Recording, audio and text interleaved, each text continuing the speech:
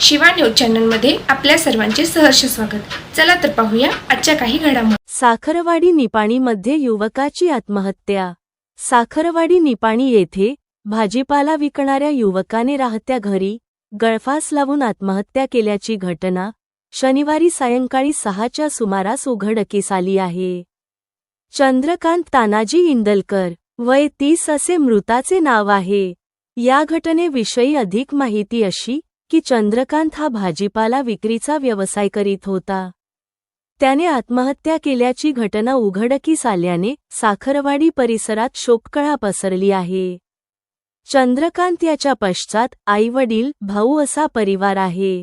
या घटनेची नोंद निपाणी शहर पोलीस स्थानकात झाले असून अधिक तपास उपनिरीक्षक शिवानंद कारजोळ करीत आहेत।